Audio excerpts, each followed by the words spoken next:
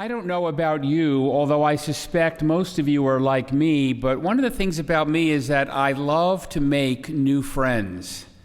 And I imagine that you do as well. And so that's why I always find it kind of exciting when I hear the news that we've heard come out of the Vatican, come out of Rome recently. Because this morning in Rome, something really wonderful has happened just a few hours ago, and that is that our Holy Father, Pope Francis, canonized 10 new saints. And whenever we hear about a new saint, I always think it's an opportunity to make a friend. When we come to know the lives of the saints, they are people that we can come to know, that flesh out the gospel for us.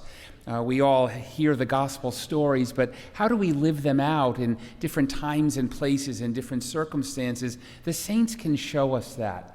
And so it's important what happened this morning in Rome, this canonization, because, well, it's the first time the Pope has been able to canonize people at a Mass since before the pandemic. So it's been a while since he's been able to do that. But it's important for a few other reasons I wanted to share with you. Of the 10 new saints, 7 of them are founders or foundresses of religious communities. So they're people who are important within their own communities of priests and sisters and brothers.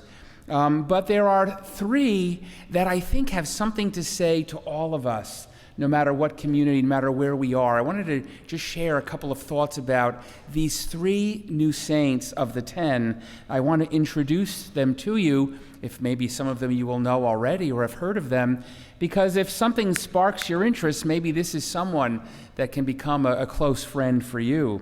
But the first one I want to mention, and I hope I say his name correctly, especially because Sister Maria Elise is here, and he's from India, and his name is a little difficult. I called her on the phone yesterday to find out how to say it, but I'm still going to say it wrong.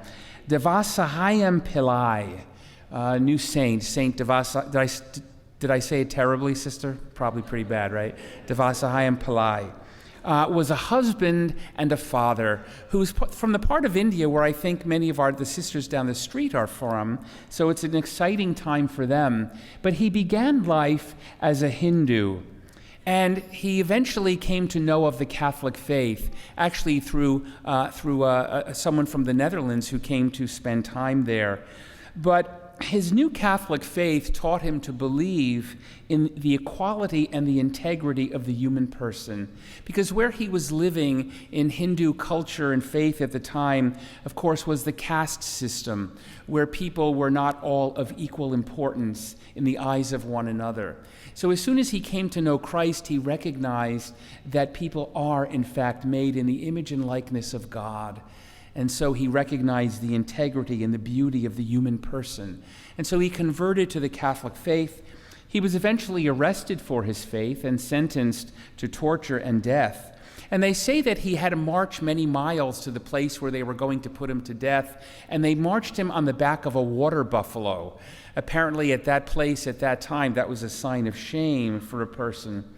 But they say that on his way, many miracles happened. His life was a life of miracles after he became a person of faith. They only gave him stagnant water to drink, which was very, I imagine, not so tasty.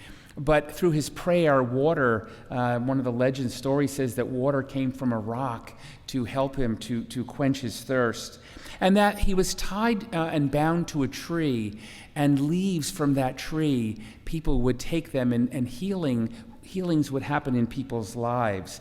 Kind of an interesting story was that they were going to execute him, they were going to shoot him, and the gun got stuck. And so he actually blessed the gun, and then it was able to work.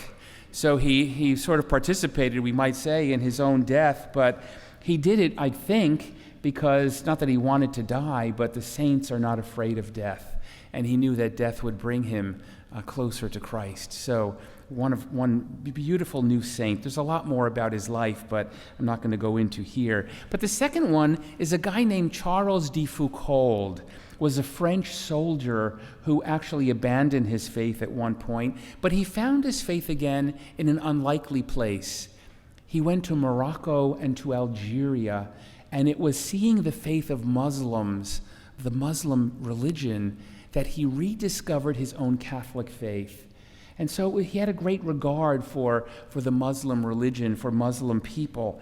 And he went back to Algeria, not Nigeria, sorry, Father Patrick. He went back to Algeria as a monk and then went to live in the desert to bring Christ to people.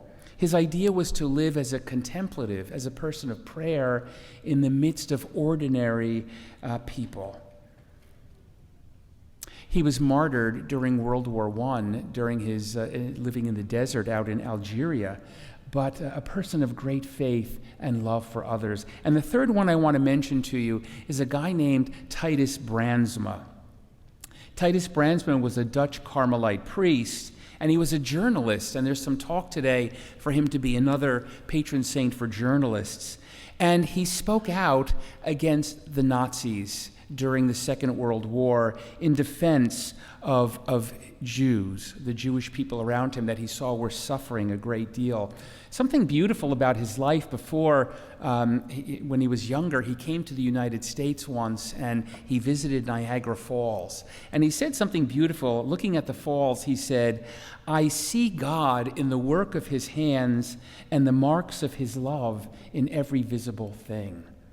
That's how saints talk, because they see God in other people. They can see God in the beauty of creation around us. And so that's a great challenge for us to be able to see the same. Eventually, because he spoke out against the Nazis, Father Brandsma was arrested and sent to Dachau, to the concentration camp there, where he ministered to people, where he shared his food. They didn't get much food, but he was able to share what he had with others. And they say that he would bless people by making a sign of cross quietly in their hand, the sign of the cross in their hands. He would hear confessions, and when he could get a small piece of bread and wine, he would celebrate very quietly a Mass for people.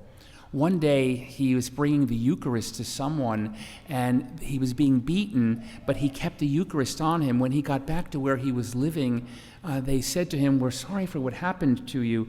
And he said, "Don't have pity, don't be sorry." He said, "I had Jesus with me, so I knew I would be okay." The Nazi atheist nurse who eventually injected him with carbolic acid, which caused his death, realized when he died, she said, "I just killed a holy man." And within a couple of years after his death, she converted to Catholicism because she was haunted by his compassion and by his love. So 3 new people, get to know one of them maybe, or maybe one of the others, or any saint that can really be a great friend. But as I reflected on some of these people canonized today, I thought of these 3, Pélade, Desfoucauld, and Brandsma. What's interesting is that one met Christ through his experience of the Hindu religion, one met Christ through the faith of Muslims, and one through persecuted and suffering Jews. And they were able to do that because the saints were experts in loving and in seeing God in all people, all kinds of people, and all circumstances, even difficult ones. The gospel reading that we hear this morning, very short gospel, but it's really where the rubber hits the road in our faith as followers of Christ. It's a gospel that brings us right back to Holy Thursday, brings us back to the Last Supper, where Jesus said, "I give you a new commandment. Love one another as I have loved you. This is how all will know that you are my disciples, if you have love for one another." And this is really the interpretive key to look at the life of any saint. When you're looking at the life of a saint, look for love. Look for the way that they fleshed out this command of the Lord to love people. And then go and find that way in your own life.